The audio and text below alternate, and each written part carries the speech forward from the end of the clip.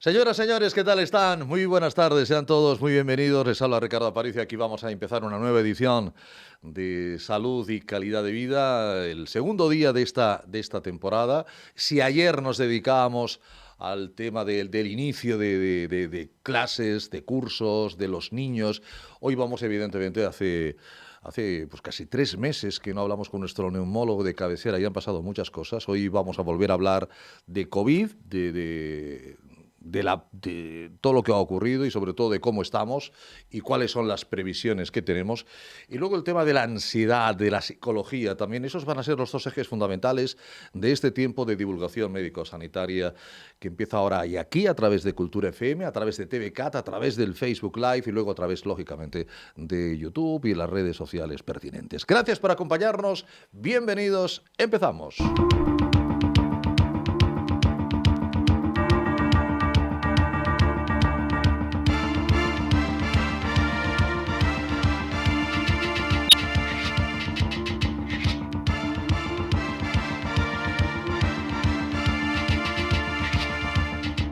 Y vamos a empezar yéndonos hasta Madrid porque ahí está nuestro médico neumólogo de cabecera, el doctor Francisco Roig Vázquez, Hospital 12 de Octubre. Querido doctor Roig Vázquez, muy buenas tardes, bienvenido. Muy buenas tardes, Ricardo. Un placer estar nuevamente con vosotros. Y muchas felicidades, muchas felicidades. Me ha dicho un pajarito que ha habido paternidad en este verano, así que felicidades de parte de todo el equipo. Un verano, Muchas gracias. un verano que ha sido largo. Lógicamente, nosotros parábamos a finales de junio, estamos a mediados de septiembre. Significa que hace prácticamente 3 meses de la última intervención del doctor Roig Vázquez aquí en Salud y Calidad de Vida. 3 meses en los que ha pasado muchísimas cosas, tantas como una ola entera. La quinta ola de la que se dice que estamos ya, al menos por lo que indican valga la redundancia, indicadores, ¿no?, adelantados, estamos terminando, pero ha sido una ola, entre otras cosas, que nos ha demostrado que hay una cosa evidente: la calor no elimina al bicho. ¿Está claro? ¿No, No, doctor? la verdad que esta ola ha sido algo con lo que no contábamos. Eh, Efectivamente. no se esperaba un repunte de estas características Ujú. en el mes de agosto. Tan fuerte. Pero bueno, luego analizando con detalle cuáles han podido ser las causas, sí que hemos podido identificar unas cuantas, ¿no?, que explicarían el por qué ha pasado esto en este momento, ¿no? Se ha dado una confluencia, por un lado, de una relajación Eso es. de las medidas de distanciamiento, de utilización de la mascarilla, como consecuencia de la campaña de vacunación, que ha hecho que, bueno, que bajáramos la guardia a muchos. Se ha dado la circunstancia de que, además, ha habido mucho movimiento como consecuencia de las vacaciones, porque se ha estimulado a salir de viaje en el entorno de nuestro país, con muchas concentraciones sociales en determinados sitios turísticos. También se ha dado la circunstancia de que estamos empezando a ver una disminución de los niveles de eficacia de la vacunación, especialmente con la vacuna de Pfizer, que ya se sabe y está descrito que hay un descenso de los títulos de anticuerpos neutralizantes a medida que pasan los meses, lo cual haya podido favorecer que determinadas personas hayan podido ser más propensas a contagiarse a pesar de estar vacunadas. Y por último, pues la variante Delta, Sí. pues que también es una variante más transmisible, con una mayor capacidad de contagio. No es más virulenta gracias a la vacunación, pero sí que es más contagiosa, y esto ha favorecido pues esta situación.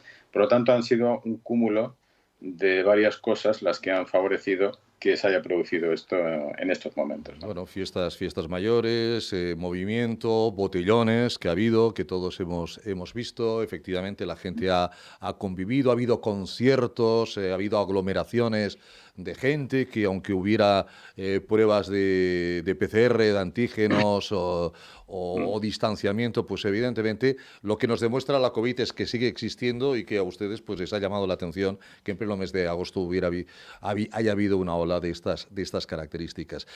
Estamos aprendiendo, siempre lo hemos dicho, estamos aprendiendo desde el momento, estamos aprendiendo a medida de que van pasando las cosas.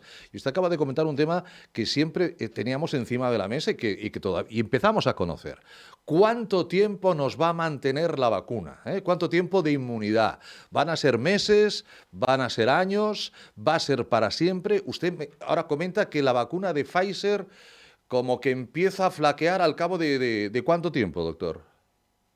Bueno, te he comentado lo de la vacuna de Pfizer Sí, porque es la que se está investigando más a fondo sí.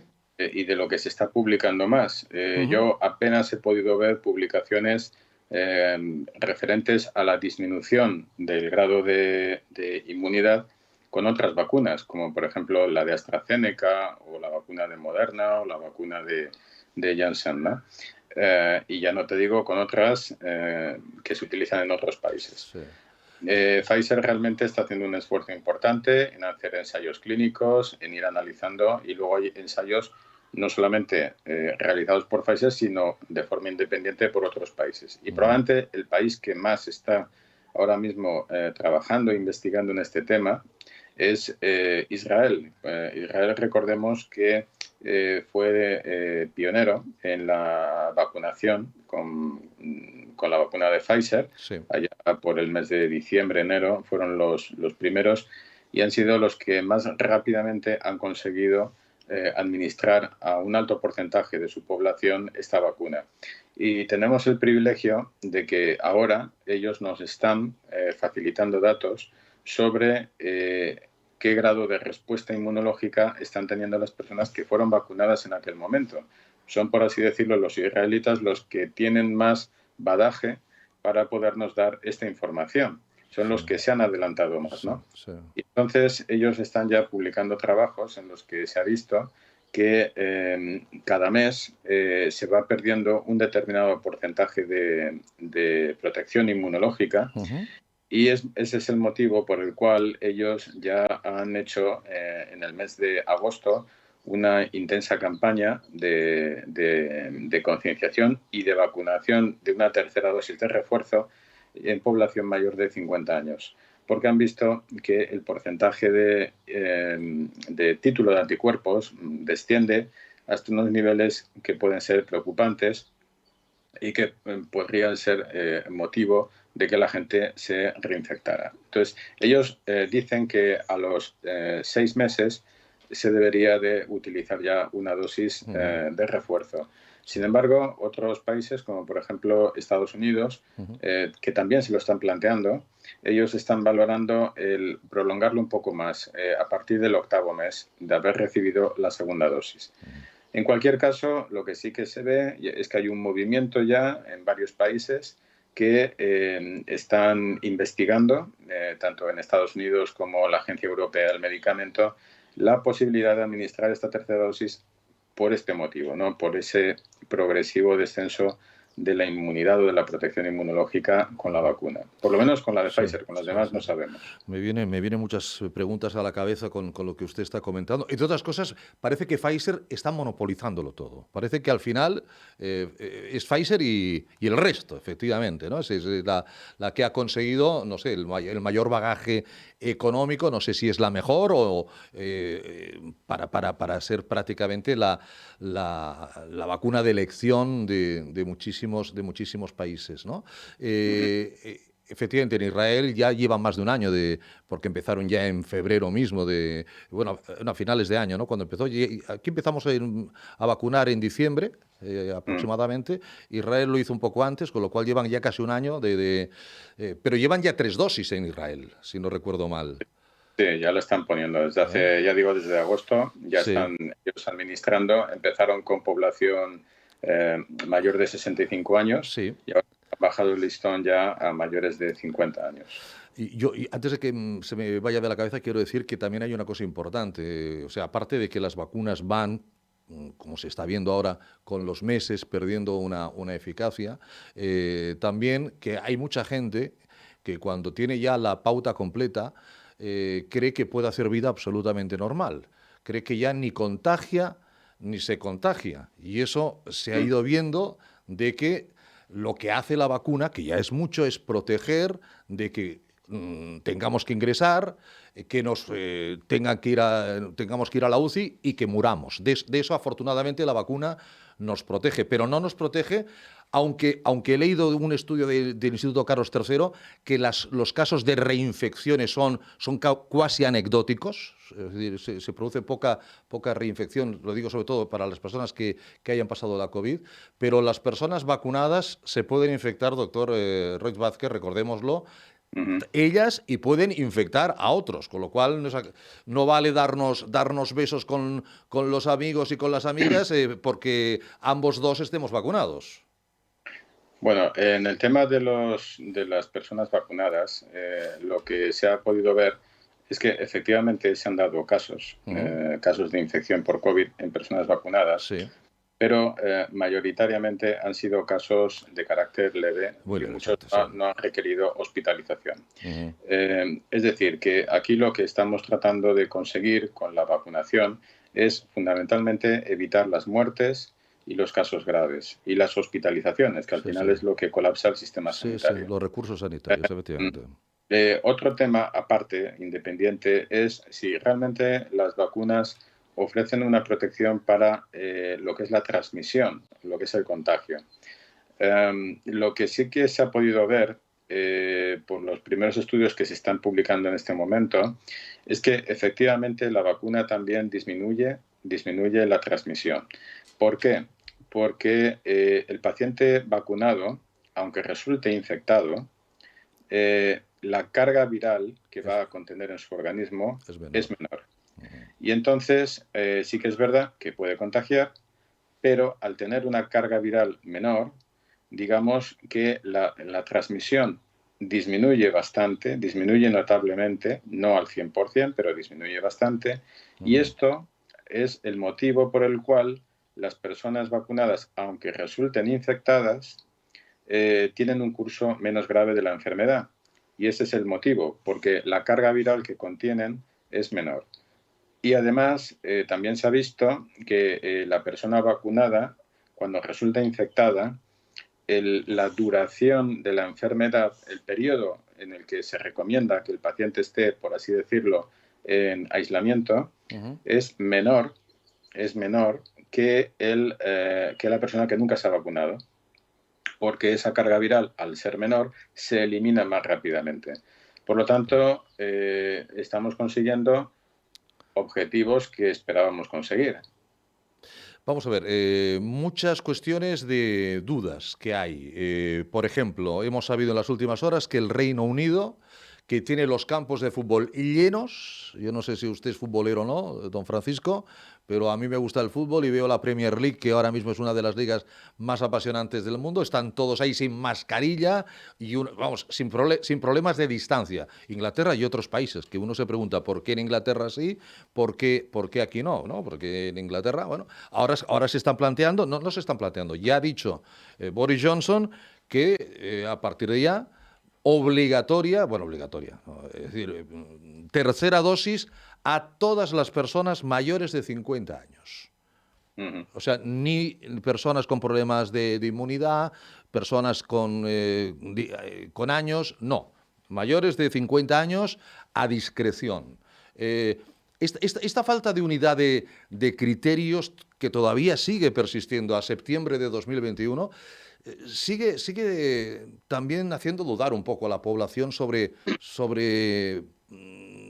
¿por qué no hay una pauta firme absolutamente para todos, ¿no? ¿Por qué en Inglaterra a partir de los 50 todo el mundo y aquí nos estamos planteando, pues ahora mismo la ministra Darias acaba de decir que Sanidad propone una dosis de refuerzo, pero para los mayores en residencias? Es decir, son dos conceptos completamente distintos. Esta disparidad de criterios crea confusión, ¿no, doctor? Efectivamente, pero hay que entender una cosa primero, que cuando hablamos de política sanitaria, cada país es soberano en esta situación. Ya. Y mientras no tengamos una agencia internacional que regule todo esto, ¿no? No existe. Esto es algo que se ha pedido, que hubiera un único organismo internacional, porque no parece que la OMS tenga suficiente poder para hacer esto, ¿no? Entonces tendría que ser otro tipo de institución a nivel internacional que marque las pautas a nivel internacional. Mientras esto no exista, Sí, pues como digo, cada país es soberano de hacer lo que considere oportuno en sí. base a lo que a la evolución de la pandemia en su país, porque no todos los países tienen la misma evolución de la pandemia, y luego también de las variantes que puedan circular en cada país y del tipo de vacuna que se haya administrado en cada país. O sea, que al final cada uno tiene su propia política, ¿no? Ujú. Me ponías el ejemplo de Reino Unido. Bueno, lo primero que hay que decir es que el Reino Unido no está en el entorno del marco europeo y, por lo tanto, lo que diga la Agencia Europea del Medicamento a ellos como que les resbala, ¿no? Efectivamente. Entonces, nosotros, que es a lo que vamos a España, seguirá las normas que dicte la Agencia Europea del Medicamento. La Agencia Europea del Medicamento todavía no se ha pronunciado, igual que la Agencia Americana del Medicamento. O sea, ninguno de los dos se han pronunciado de forma taxativa. ¿Por qué? Porque están esperando los resultados de los ensayos clínicos que está realizando Pfizer. Y analizando día a día toda esa información que se está recibiendo. Y cuando lo tengan, que se calcula que será no en los próximos días, sino en las próximas semanas, se tomará una decisión. Inglaterra, como siempre, ha ido siempre por otro lado, A su bola. con una política totalmente distinta, lo mismo que hace Israel o lo que hacen, por ejemplo, en países de Sudamérica, ¿no? Pues bueno, al final, mira, lo que yo he aprendido con toda la evolución de la pandemia es que nosotros como españoles nos tenemos que, digamos, seguir las normas que dicte la Agencia Europea del Medicamento, que son las que nos van a dictaminar lo que tenemos que hacer.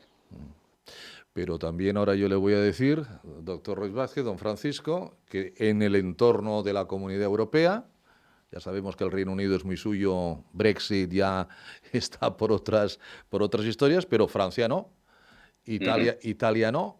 Lo digo por el pasaporte COVID, para entrar en restaurantes, para entrar en lugares de ocio. Galicia, el Supremo ha autorizado que en Galicia también se pida el pasaporte COVID para entrar en un restaurante en España. Es decir, ya no únicamente hablamos de diferencias entre países, sino de diferencias entre comunidades Claro. en la propia España, doctor Roig Es Vázquez. que, es que ese es uno de los grandes problemas que tenemos en España, que hay materias, y Sí, una de ellas es la sanitaria, que no están centralizadas. Y como no están centralizadas, eso es, sí, sí. pues resulta que el gobierno puede decir o puede marcar unas pautas para que, digamos, se cumplan, pero luego son las comunidades autónomas las que deciden lo que tienen que hacer, siempre que cumplan con la legalidad, ¿no?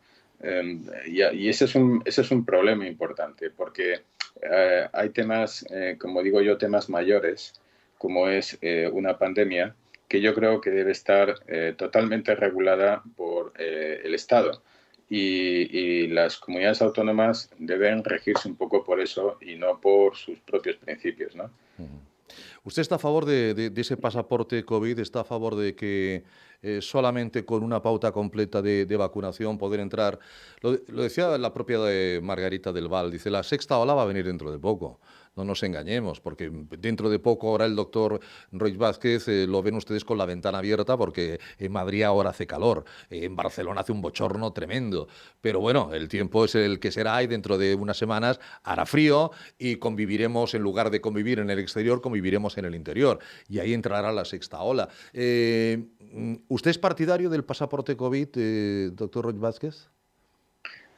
Bueno, yo ya he publicado también algún post en Mm, algunas redes sociales sobre este tema sí. y yo mi opinión es que no soy partidario primero de ese nombre, de pasaporte COVID. Bueno, sí. O sea, no es una terminología que a mí me guste, ni Correcto, que o sea, signifique nada en particular, y del significado que tiene, ¿no?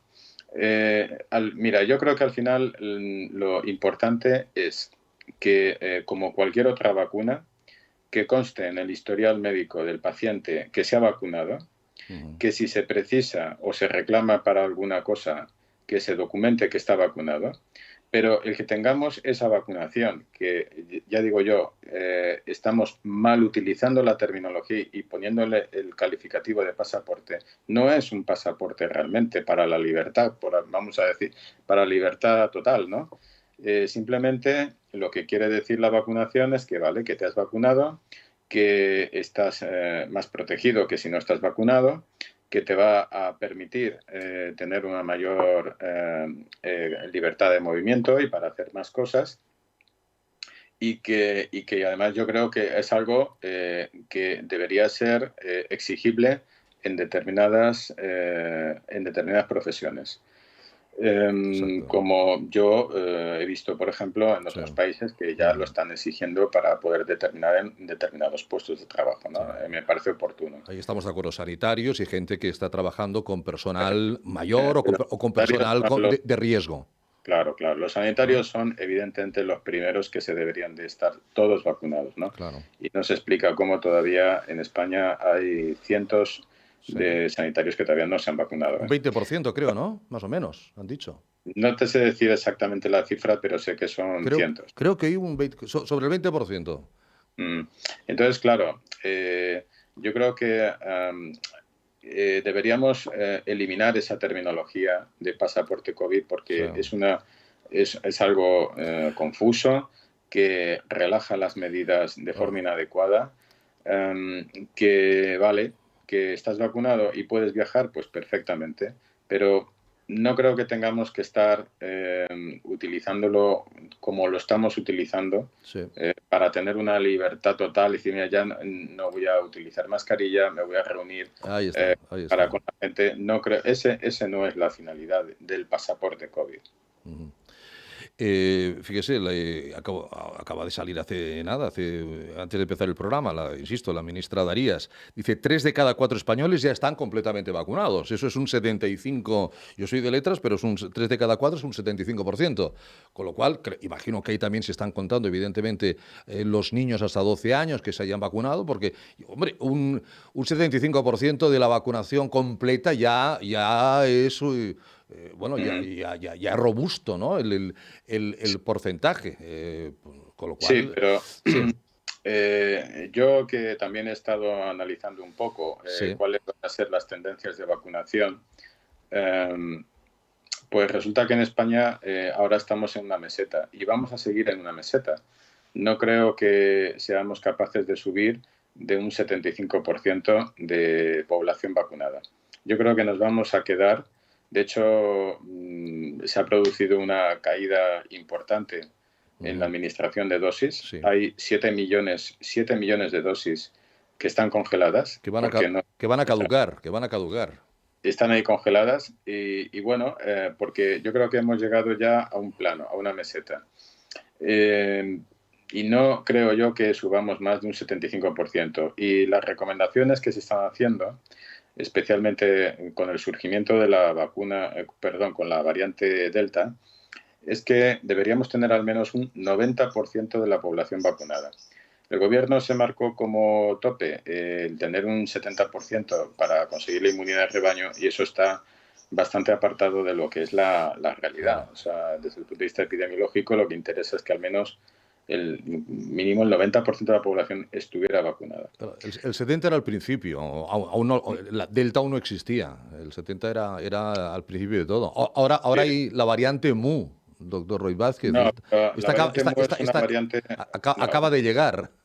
la variante Mu de momento a España no ha llegado. Bueno, está en Colombia, ¿no? Colombia y Chile, ¿no? Es una variante de Colombia, Sí, es una variante que decimos de interés, no es una variante de preocupación, es una variante que de sí. momento no ha saltado a nivel internacional y no tiene la gravedad que tienen otras. Por lo tanto, yo no le daría la misma calificación que a otras variantes como la variante Theta o la Sí.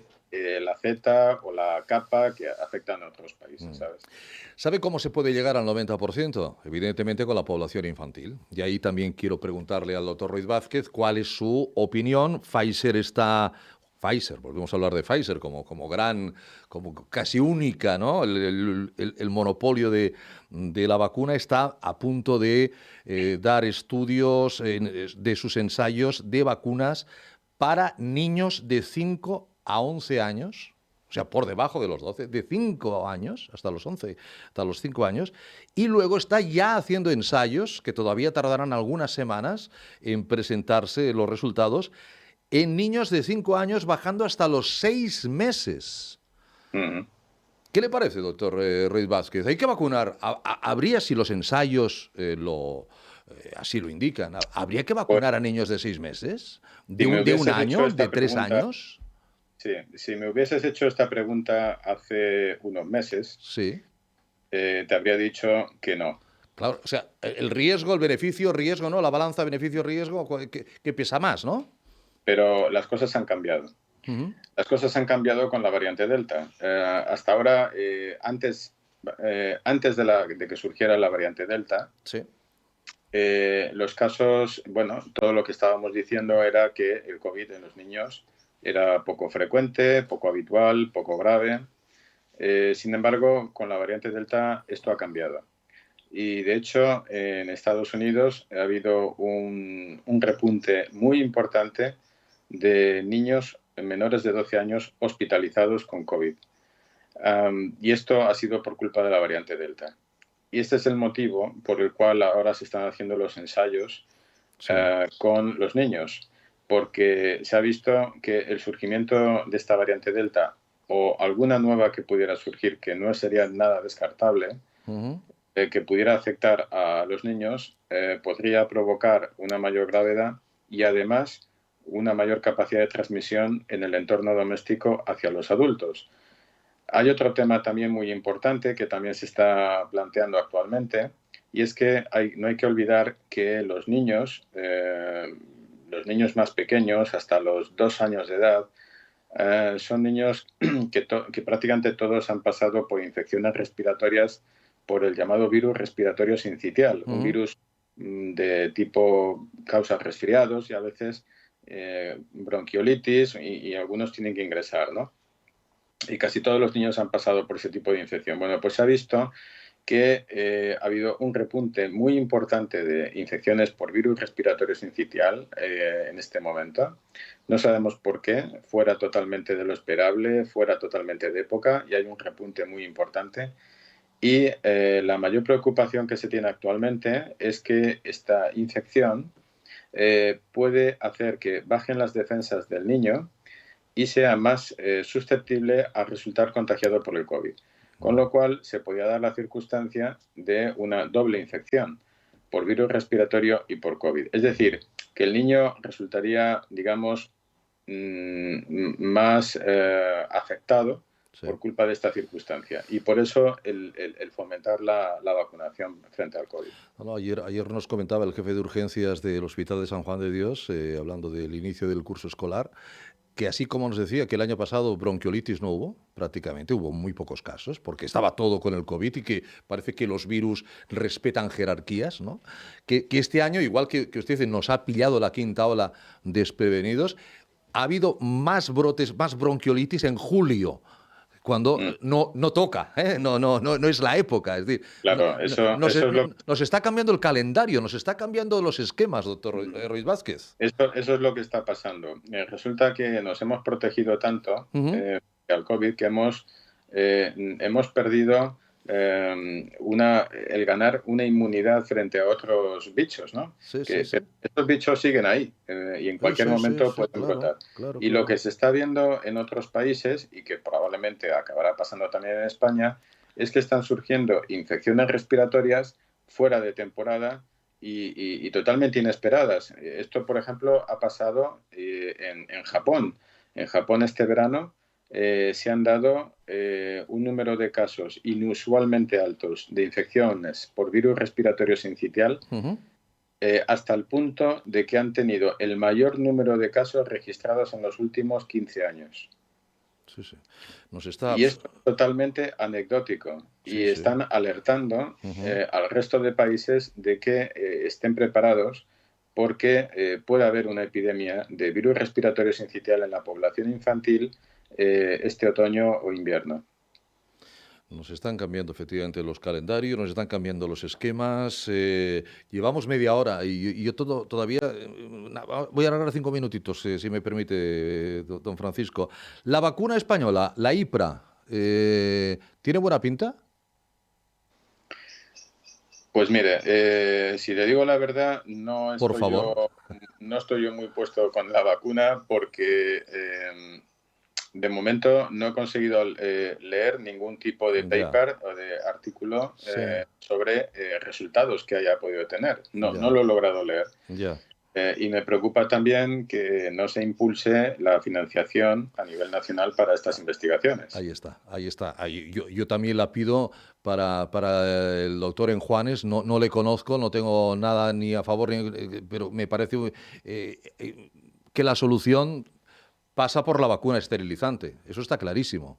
Ujú. Por una vacuna vía nasal, que es la que está estudiando el doctor Enjuanes en el CSIC y todo ese equipo, pero me parece que tiene graves problemas de financiación y en el mejor de los casos se la espera para finales del 22. Pero la solución sería la vacuna esterilizante, eso está clarísimo, ¿no?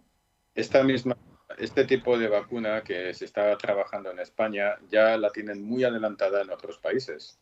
La Es probable. esterilizante, Sí, sí, sí, la vacuna por vía administración nasal. nasal, esto ya lo están investigando en otros países y lo tienen muy avanzado. Y estos países, algunos ya han publicado resultados. Entonces, yo creo que nos están cogiendo la delantera como siempre. Sí, Es una lástima sí. el que no se potencie y que se invierta en investigación en España, porque tenemos muy buenos investigadores y es una lástima que esté pasando todo esto. Y la pagaremos evidentemente a un sobrecosto importante. Bueno, otro día hablaremos también que otra de las soluciones seguramente será el tratamiento farmacológico, ¿no? Tener algo para cuando te digan tienes COVID, pues tómate esto para evitar también pues el ingreso, la UCI y el fallecimiento. Pero eso también es cuestión de dinero y de recursos. Seguimos hablando, don Francisco, doctor Ruiz Vázquez, nuestro querido neumólogo de cabecera. Muchísimas gracias y felicidades por la paternidad nuevamente, ¿eh? Muchísimas, Un abrazo fuerte. Hasta pronto, doctor. Gracias. muchas gracias. Cuídese, buenas tardes. Adiós. Aquí seguimos en Salud y Calidad de Vida, a las 8:46, casi 47 de la tarde-noche. Hombre, si hablamos del COVID, cuidado, hay muchas personas, siguen contándome, que hay personas, y ustedes dirán, ¿cómo no puede ser? Está exagerando, Ricardo. No, no, usted... personas que llevan año y medio sin salir de casa, personas con un temor al contagio, con un temor a la COVID. Hay personas con trastornos psicológicos o que lo han tenido durante el confinamiento, durante la pandemia, que por razones, a lo mejor son personas que tienen también problemáticas físicas y que se ven pues impedidas de muchas cosas, ha creado, qué duda cabe, un problema que yo hablándolo con profesionales de la salud mental, pues dicen ahora saldrá también mucha gente que ha padecido problemas de ansiedad, problemas de depresión, algunos han debutado durante esta pandemia, otros que ya la tenían y que se les ha agravado, que además han visto que no podían acercarse a una consulta, al menos los meses, evidentemente,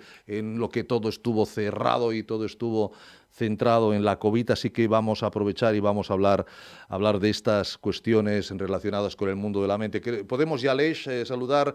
Sí, pues vamos a dar la bienvenida al doctor don Carlos Baeza, doctor en psicología y director de la Clínica de la Ansiedad. Doctor Baeza, don Carlos, buenas tardes, bienvenido. Hola, buenas tardes, Ricardo, ¿qué tal? Gracias por acompañarnos. La ansiedad. eh, podríamos decir que es una de las, seguro, no sé si la que más, pero una de las patologías más prevalentes del mundo, ¿verdad, doctor? Con la depresión. Bueno, la ansiedad es un poco la antesala de la depresión. Efectivamente, la ansiedad tiene una prevalencia alta, algunas estadísticas la colocan por delante de la depresión. la mayoría de ellas la colocan un poco por detrás, pero bueno, al final lo que importa es que hay más o menos un 20% de la población, una de cada 5 personas, que a lo largo de su vida, en algún momento de su vida, tendrá algún problema de ansiedad con importancia suficiente como para tener que consultar, debido a los problemas de bienestar físico y psicológico que ocasiona, o también comúnmente a la interferencia que produce a la hora de llevar adelante diversas funciones, tareas o actividades. Aunque abordan evidentemente otro tipo de patologías relacionadas con la esfera psicológica, fíjense la importancia que usted es director de la clínica de la ansiedad, es decir, de la ansiedad, no de la depresión, no del pánico, no de la fobia, sino de la ansiedad. Justamente por... Claro, esto es debido básicamente a que lo mismo que ha pasado a lo largo de los años en la medicina, pues también en la psicología clínica Sí. se van produciendo especialidades, ¿no? Personas que se dedican a estudiar, ¿no? Específicamente un conjunto de problemas, porque al final es imposible ser especialista en No, problemas de está claro, ansiedad, está en claro. problemas depresivos, en problemas psicóticos, en problemas de drogodependencias, De fobias, y sí, en sí. la práctica pues se produce una especialización en ese sentido. Pero también, evidentemente, porque los problemas de ansiedad en sí mismos representan una magnitud importante y tienen una especificidad, aunque son varios, pues también bastante alta. La ansiedad seguramente ha sido una de las patologías estrellas en este último año y medio. Ya lo era antes, pues solo ha faltado todo el problema del confinamiento, el problema económico, el problema de salud que ha venido, que personas que ya hubieran pasado algún episodio de ansiedad y que a lo mejor no lo hubieran consultado porque habría sido leve, pues se la haya agravado, u otras personas que estando ya en tratamiento, pues a lo mejor han tenido problemas para seguir en contacto con sus profesionales. ¿Qué hicieron ustedes, por ejemplo, el 14 de marzo del 2020 cuando nos dicen a casa? Bueno, pues nosotros naturalmente nos fuimos a casa e inmediatamente lo que hicimos es disponer desde los domicilios de cada uno de los especialistas las posibilidades de acceso a consulta a través de Internet. Nosotros ya anteriormente veníamos utilizando este medio con algunas personas, bien porque no pudieran desplazarse por los propios problemas o limitaciones relacionados con la ansiedad, algunos trastornos agorafóbicos, bien porque fueran personas que se desplazaban con cierta frecuencia al extranjero y tenían que seguir por estudios o por trabajo, pero y tenían que seguir con sus tratamientos, Sí. o bien porque algunas personas no disponían de especialistas en su área de residencia. Entonces, pues ya veníamos haciendo y básicamente contábamos con los medios para poder dar esta asistencia por videoconferencia. En el momento en que hubo que recluirse, pues esto se dispuso desde los domicilios de cada especialista. Después es verdad que pues, había pacientes que tenían esa posibilidad de poder conectarse y tenían los medios para hacerlo y ya los tenían dispuestos, otros no, y también había algunos que tenían los medios, pero tenían dificultades para poder hacer las entrevistas desde casa porque no se dan a veces las condiciones de intimidad Correcto, correcto. o otras que lo Pero, permitieran o lo posibilitaran. Pero digamos que si se dan esas condiciones y la persona está dispuesto a ello, se puede hacer un tratamiento para la ansiedad tranquilamente por videoconferencia, ¿no? Sí, sí, Vamos, en esto ya hace años que hay como estamos muchos... hablando usted y yo, ahora usted me Sí, podría estar dándome una consulta de ansiedad, ¿no? Sin problemas. sí, sí, perfectamente. De hecho, ya hace años que hay muchos estudios que certifican que la aplicabilidad y la eficacia Sí. de los tratamientos para la ansiedad, particularmente aquellos psicológicos que son más efectivos, que son Sí. técnicas que se llaman cognitivo-conductuales, se pueden aplicar y que tienen la misma eficacia que aplicados de manera presencial.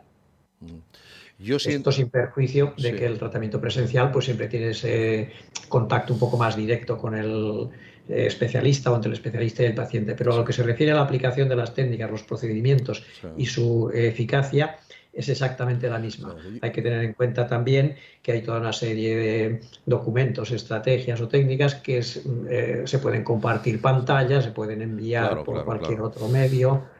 A ver, yo soy de la opinión que la primera visita debería ser presencial porque ese contacto, ¿no? El entorno, es decir, tampoco nos podemos ni dar la mano ni saludar, pero bueno, nos damos el puño y tal, al menos, pero luego a lo mejor tres no, o sea, tres en casa y una así, se puede ir combinando. Si yo entro en la... Sí, Sí, dígame. Si yo entro en la web clínicadeansiedad.com, que ahí tiene toda la información del doctor Carlos Baeza y de todo su equipo, lo primero que dice, lo más leído, ¿cuáles son los síntomas de la ansiedad? Gran pregunta, porque de síntomas hay muchos. Usted acaba de decir que hay gente que, por ejemplo, por culpa de la ansiedad, no puede salir de casa. correcto. Es decir, llega a ser invalidante la ansiedad. Sí, puede serlo mucho y en muchos aspectos, ¿no? La ansiedad produce síntomas en esferas muy diferentes, sin perjuicio de que haya personas que lo acusan más en una esfera o en otra. Por un lado estarían las manifestaciones más fisiológicas, ahí son más características la sensación de ahogo, falta de aire, opresión en el pecho, eh, taquicardia, la sensación de calor, de sudoración, en ocasiones molestias digestivas, ¿no? Molestias musculares y como ocasión de las molestias musculares, pues diversos dolores de cabeza o de otro tipo, ¿no? Esto en lo que es la esfera más fisiológica. Después, en lo que es la esfera más emocional, pues el sentimiento de inseguridad, de falta de control, de temor, de aprensión, de que va a pasar algo grave de un momento a otro, un estado general no solo de alerta, sino que la ansiedad es muy alta, entonces ya se pasa del estado de alerta a un estado, digamos, de alarma. En lo que se refiere al pensamiento, pues predominan los pensamientos de contenido amenazante, anticipaciones, cálculo de riesgos, ¿no? Consideración de consecuencias negativas.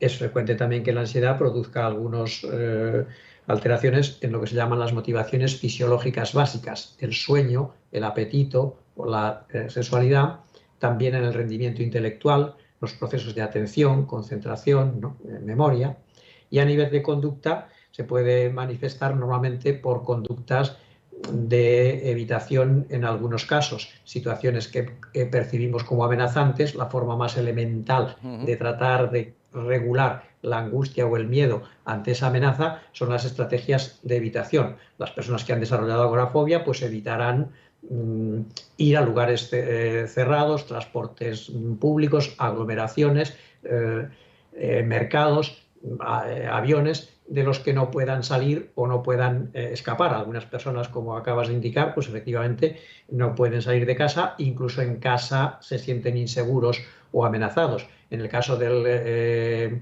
COVID, pues ¿cuál es la forma de tratar más elemental de no contagiarse? Pues No salir. la evitación, Sí, y la sí, evitación sí, o sí, sí, sí, reducir sí, sí. la exposición. ¿En qué consiste? Pues en no salir de casa.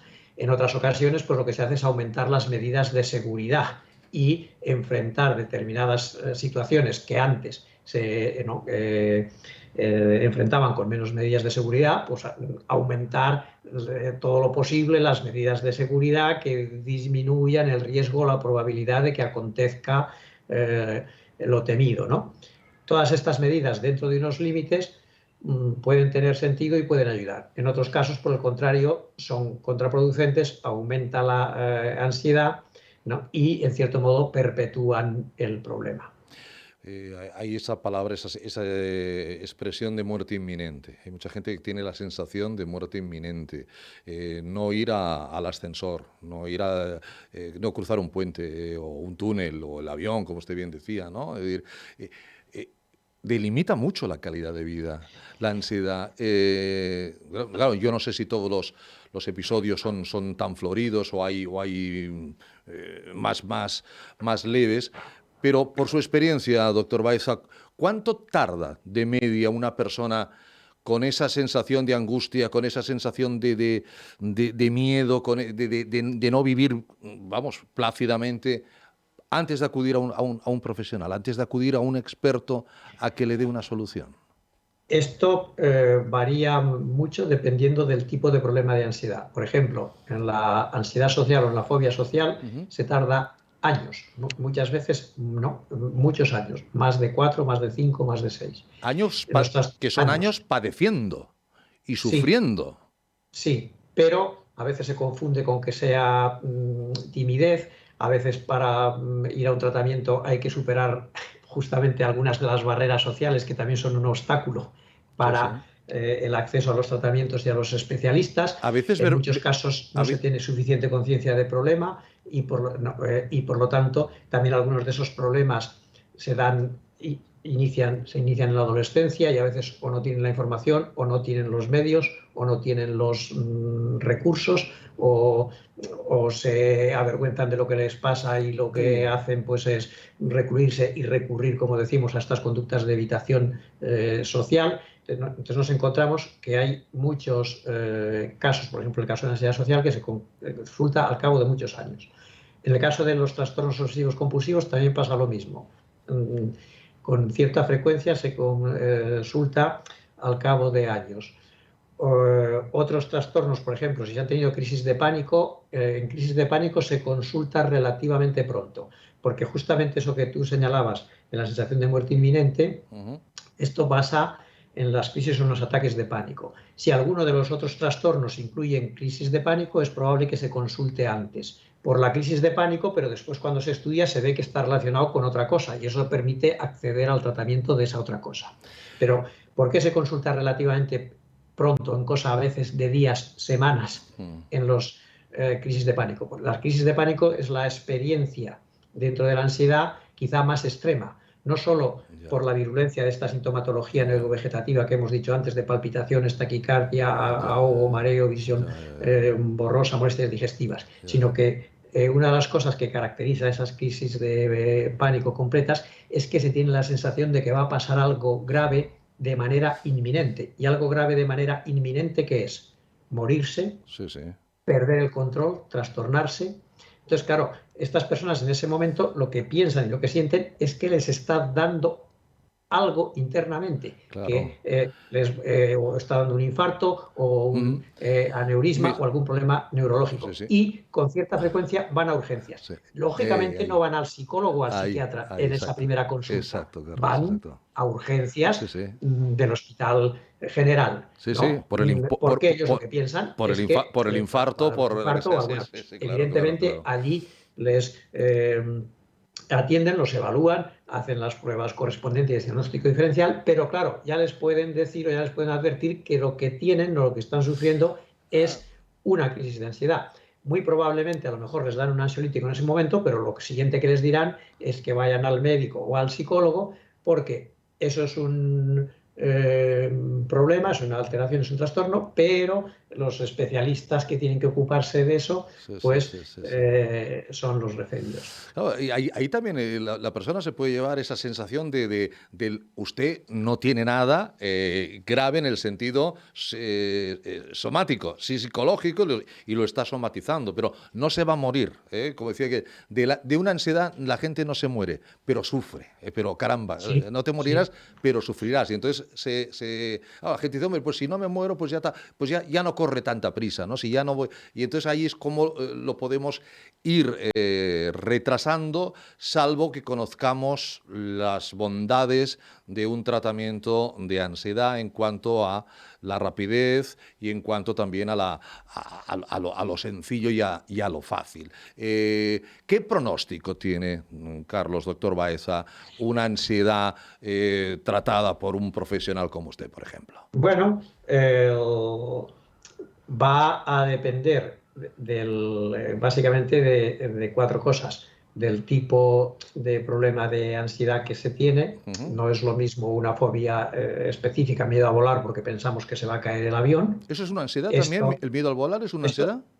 Bueno, sí, está dentro de las fobias y las fobias se clasifican dentro de los trastornos de ansiedad. Lo que pasa es que, bueno, en ese caso son fobias que se llaman específicas o simples, que es una ansiedad que está muy asociada a una situación o a una actividad. En este caso, a que el avión se caiga. Otras personas, pues el miedo que tienen dentro de las fobias es el miedo a las agujas o a intervenciones médicas. Esto les lleva a que no pueden hacerse un análisis de sangre o que tienen una molestia, pero evitan acudir a los especialistas porque no se ven capaces de hacerse esa prueba, con lo cual, pues en cierto modo es un problema, porque claro, ni tienen un control, ni saben qué les pasa, ni... ¿Por qué se tratan las fobias? Bueno, claro, alguien que no tenga que volar para nada y que aparte no le guste, pues a lo mejor no tratará la fobia. Claro, es como, ¿No? es como aquel que tiene fobia a las serpientes. Bueno, pues mientras no toque serpientes, no mire serpientes o no tenga serpientes, tranquilo, Claro. ¿no? Ahora, si llega un punto que por nuestro trabajo y por el interés que tenemos en desarrollar un determinado puesto Eso o es. por el desarrollo profesional, nos dicen, bueno, hay esta oferta o tienes esta posibilidad, pero esto implica que tienes que viajar. Bueno, pues claro, no vas a ir en tren a Italia saliendo el sábado para hacer la reunión del domingo, Ya. perdón, del lunes, y volver, pues tendrás que hacer algo para superar eso.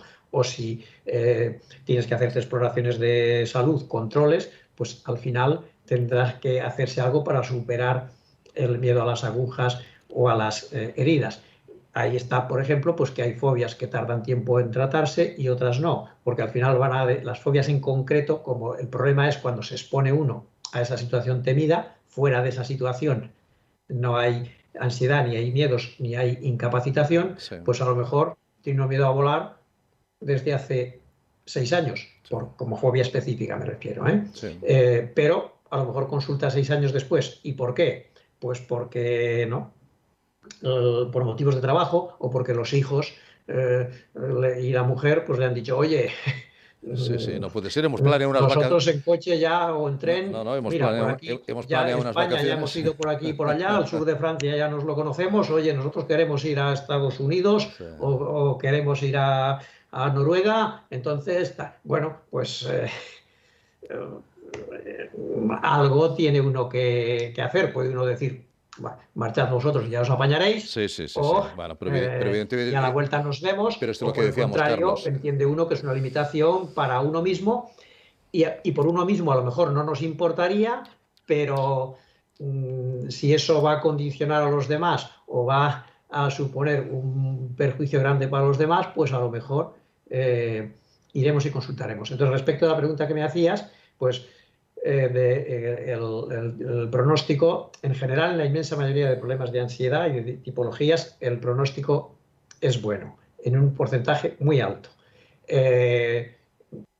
Va a depender un poco del tipo de problema, de la complejidad que tenga el problema, va a depender de si viene acompañado de otros problemas, no es lo mismo que tenga un problema de ansiedad y además de depresión y además Claro, claro. de dependencia de tóxicos, bueno, pues cuando haya más comorbilidad, pues va a ser un poco más, ¿no?, complejo lo de tratarlo y el pronóstico puede estar un poco más comprometido, ¿no? Después también los tratamientos de la ansiedad, los de tipo psicológico, pues claro, requieren una participación muy activa, ¿no?, por parte de los usuarios o de los pacientes en el seguimiento de una serie de Claro, procedimientos y claro, pautas para regular eso. claro. En ese sentido, pues como nos pasa en todas las cosas, hay personas que hacen un seguimiento, ¿no?, mejor o más exhaustivo y otras personas que a lo mejor si se encuentran un poquito mejor y ya no les aprieta tanto el zapato, pues ya dicen, bueno, hasta la siguiente, ¿no? Porque en general, pues como nos pasa un poco a veces a todos, pues nos acordamos de Santa Bárbara cuando atruena. Si Exacto, después ya no exacto. truena y parece que escampa un poco, decimos, bueno, Sí, sí. a ver si pasa tal y ya. Bueno, entonces, bueno, en esos casos a lo mejor pues es más probable que pueda haber reincidencias o recaídas porque no se ha seguido o no se ha completado adecuadamente el tratamiento. Pero en realidad los tratamientos de la ansiedad tienen un porcentaje de éxito y de estabilidad en los resultados muy altos.